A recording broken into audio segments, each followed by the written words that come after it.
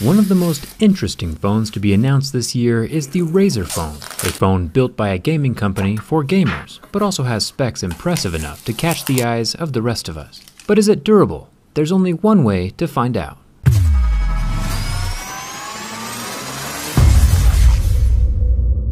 So once upon a time, I durability tested a phone called the Nextbit Robin. It didn't do so well. Razer went out and purchased the Nextbit startup and basically plopped their impressive hardware into the Nextbit body. So I'm really hoping some structural improvements were also included. The scratch test is always first, with my Mohs hardness picks that allow us to see what the screen is made of. Like most smartphones these days, Razer is rocking Gorilla Glass, but this time Gorilla Glass 3. Interesting. Plastic would normally scratch at a level 3, tempered glass is a level 6, and we've seen sapphire scratch at a level 8. This Razer phone is a solid 6 with a deeper groove at a level 7. So this 5.7-inch display can hold its own against the other major flagships. The phone does have dual front-facing stereo speakers hidden under a plastic grille.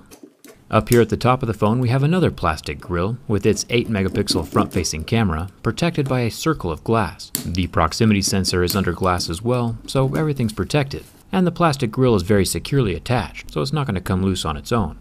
No problem so far. Over here on the side of the phone, we have a SIM and SD card slot that can hold an additional 2 terabytes of storage. Pretty impressive. I'd like to see an iPhone do that. The sides of the phone are metal, which is a refreshing change from the previous totally plastic Nextbit Robin. The fingerprint scanner is scratchable.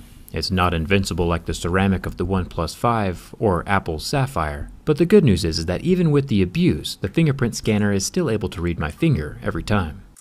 There are no additional ports at the top of the phone, but everything is still metal.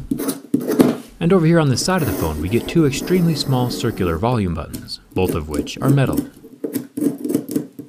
The bottom of the phone does have a USB-C slot with no headphone jack. And honestly, a phone this size, with bezels this big, and no waterproofing, it should include a headphone jack. Unless they were to include wireless headphones or even a USB-C headphone in the box, it's just pure laziness on the manufacturing end, and the loser is the customer, who now has to go out of their way to do something normal.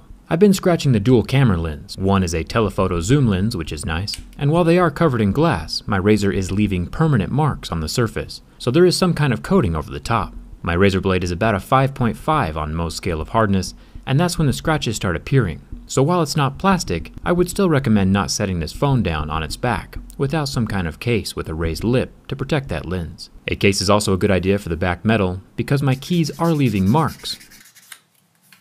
And the marks don't disappear like we saw with the OnePlus 5T.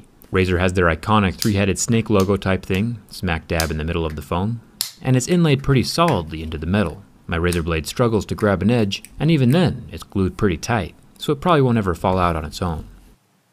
Now if you followed Razer at all, they make gaming hardware, and their gaming computer mouse line is pretty much all named after snakes.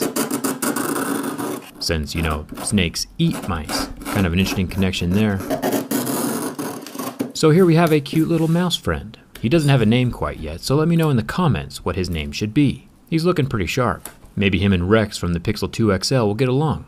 There is solid metal behind the snake logo, so it won't be possible to add an LED conversion like we did with the iPhone. But there is a tiny hole through the metal which may allow wires to pass through. So maybe Razer did think about adding RGB to this phone. Either way, hopefully they do it with their next device. The biggest selling point for me though on this phone is the refresh rate of the screen. Normal phone screens can show 30 or 60 images per second, but this phone has a 120 Hz refresh rate, making the display super smooth for gaming and watching videos. AMOLED screens are incapable of achieving this refresh rate at the moment, just IPS LCD screens, and that's what we're seeing here as the pixels completely recover from the burn test. The display brightness seems to be lacking though. Mine is currently turned all the way up.